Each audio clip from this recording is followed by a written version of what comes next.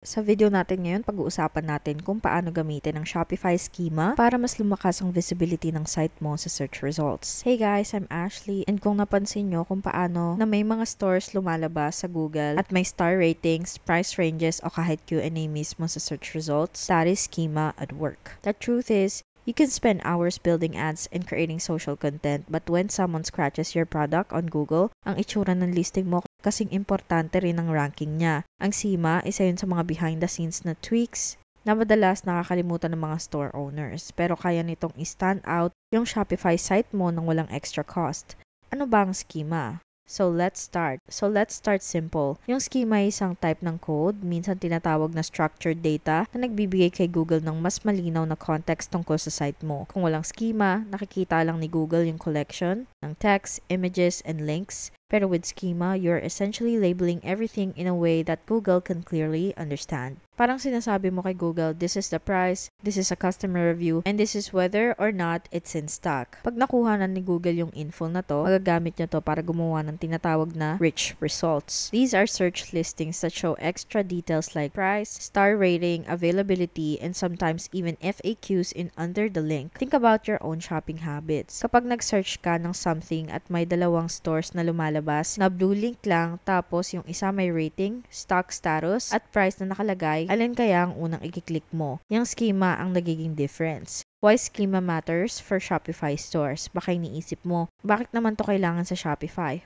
Well, kasi super crowded ang e-commerce. Millions of Shopify stores ang nagra-run around the world and most of them are competing for the same clicks. Kung plain ang listing ng store mo sa Google, blend in ka lang sa iba. Pero pag gumamit ka ng schema, pwede ka mag-stand out. Pwede rin itong i-boost ang click-through rate mo dahil hindi ka number 1 sa ranking. It helps build trust instantly by showing reviews and accurate product information before customer even lands on your site. Mas madaling maintindihan ng Google ang store mo, kaya mas pwedeng lumabas ang products mo sa tamang search. Plus, mas professional at polished ang dating ng store mo kumpara sa mga competitors na nai-ignore lang to. The best part is that it's actually not as complicated as it sounds. Karamihan sa modern Shopify themes may built-in na schema, lalo na yung product pages. Kailangan mo lang malaman paano i-check, paano i-expand, at paano siguraduhin na gumagana siya ng tama. Types of schema para sa Shopify stores. Maraming types ng schema na pwedeng i-apply sa e-commerce stores. The first is product schema, which is usually the backbone ng karamihan sa Shopify stores.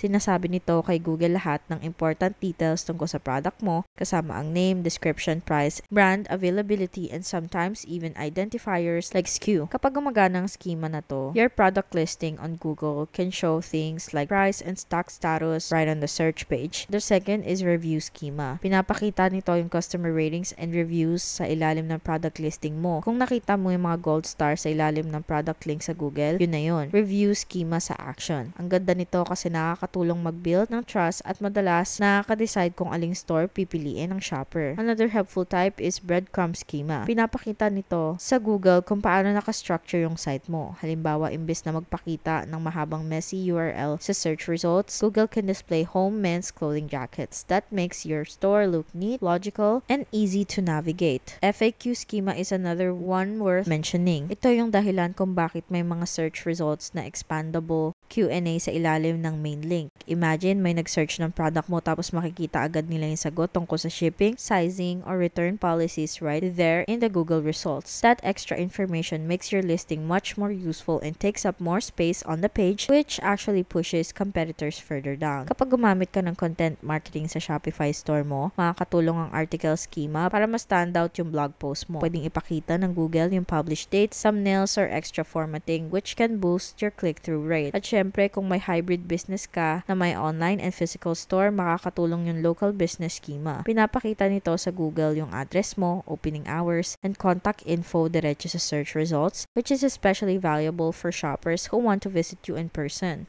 How schema works on Shopify. Shopify themes automatically include some schema. Example, karamihan ng modern themes nag-generate na ng product schema at basic review schema. Pero ito yung catch, hindi lahat ng themes may every type ng schema. At minsan yung mga apps na nilalagay mo sa store mo pwedeng override o sirain yung schema without you even realizing it. Kaya super importante i-test yung site mo. May free tool ang Google na tinatawag na Rich Results Test kung saan pwede mong i-paste yung product page, URL mo at makikita exactly kung anong schema schema ang nadedetect sa Google. Kung mapapansin mong may missing fields tulad ng price, reviews, o availability, this is a sign that your schema needs work. Hindi mo kailangan mag-code para ayusin to. May mga apps sa Shopify App Store na kayang mag-generate at mag-maintain ng schema automatically. Kung techie ka naman, pwede ka rin mag-add ng custom markups sa theme files mo.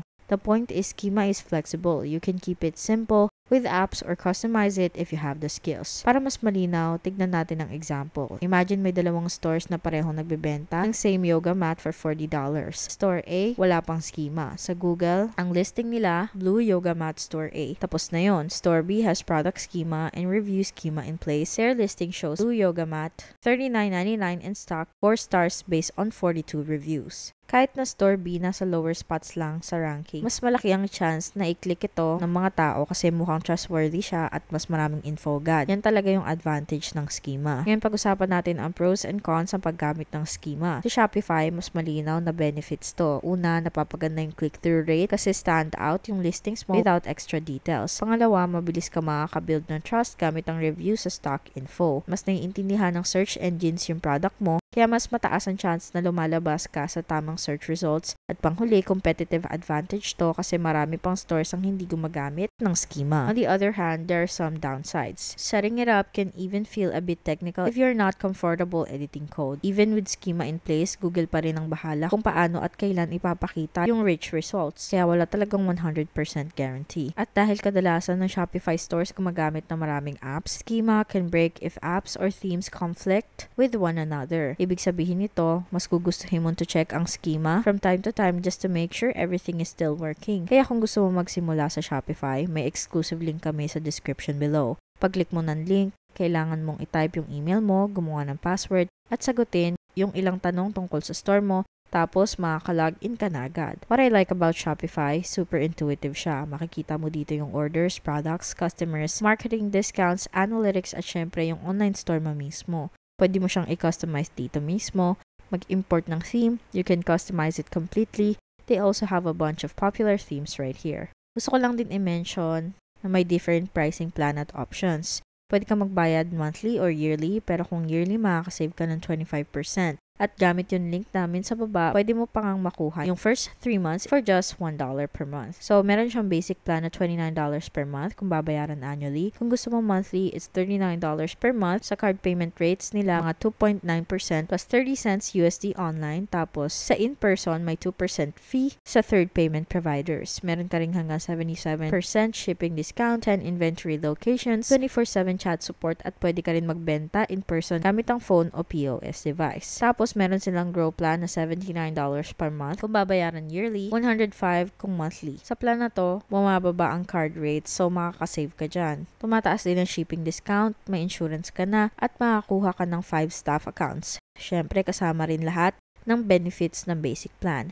And they've got the advanced plan. So this is $299 per month, billed yearly, $399 kung monthly. Mas mabuti ang card rates pati na rin ng payment providers. Kasama lahat ng nasa Grow plan pero may enhanced 24/7 chat support ka na at 15 staff accounts. And lastly, meron Plus plan. Ito ay actually $2,300 per month sa 3-year term. Walang yearly versus monthly option. Kung gusto mo subukan, pwede mo i-try sa $399 for the first 3 months. Pang mas complex na business to. Pero kung nagsisimula ka pa lang, okay na magsimula sa basic plan at hayaan mo na lang lumaki kasama ng business mo. So, should you actually take the time to add schema to your Shopify store? If you care about organic traffic, the answer is absolutely yes. Talagang schema ang isa sa pinakamadaling upgrade na pwedeng gawin para mapataas ang visibility ng click-through rate ng store mo. Para sa mga bagong stores, worth it talaga na i-set up agad pag ready ka na habang dumarami ang traffic. For established stores, fixing or upgrading your schema can give you a quick bump in performance without changing your rankings. Kaya kung ready ka na i-launch ang Shopify store mo at gusto mong i-set up ng tama mula simula, may link kami sa description sa baba. Gusto ko rin i-mention na affiliate links to, which means we may earn a small commission at no extra cost to you. So if you do choose to use our links, we just want to thank you so much in advance for supporting our channel. Lastly, gusto ko lang mag-share ng ilang tips para gumana ng maayos ang schema sa Shopify. Una, laging i-validate ang schema mo.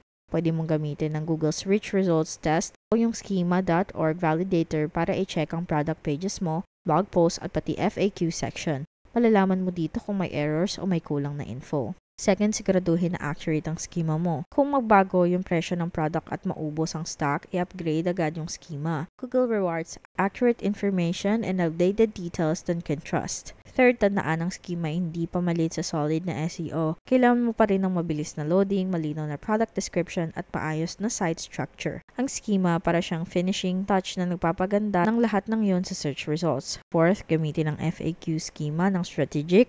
Wag lang basta lagyan ng random na questions ang page mo. Mag-focus sa totoong tanong at tinatanong ng customers mo like shipping details, sizing, or return policies. That way, your schema is adding genuine value. Finally, kung gumagamit ka ng content marketing, lagyan ng article schema ang blog post mo. Makakatulong to para mas professional at clickable ang post mo sa search results. Common mistakes to avoid. There are few mistakes that are worth avoiding. One is assuming your theme has perfect schema and never testing it. Second, naglagay ka ng schema minsan pero hindi na-update kapag nagbagong product details. Pangatlo, mag-install ng maraming apps na pare-parehong nag-generate ng schema. Nakakalito to sa Google dahil duplicate o conflicting ang info. And the last mistake is thinking that schema is gonna solve everything. It is powerful but only works well when combined with solid SEO and a good user experience. Before I wrap this up, I just wanna leave you with this thought na running an online store ay nakaka-overwhelm. Ang daming apps, tools, at strategies at madaling ma-stuck sa paghahanap ng next big thing. Iba naman ang schema. It's not something that you will talk about on social media, but this is one of those quiet upgrades that keeps working for you in the background. Pag nakuha mo yan, you can quietly drive more clicks, trust, at sales mo without you lifting a finger day to day. Kaya super nire-recommend ko na mag-invest ka ng oras dito. Diyan na nagtatapos ang video natin. Ang channel na to ay dedicated sa pagtulong sa'yo build a smarter e-commerce store and showing you the best tools to grow online. Huwag kalimutan mag-like at mag-subscribe sa channel at mag-iwan ng comments o questions sa baba. Gusto naming makarinig ng feedback nyo. Thank you so much for watching and kita-kits sa susunod na video.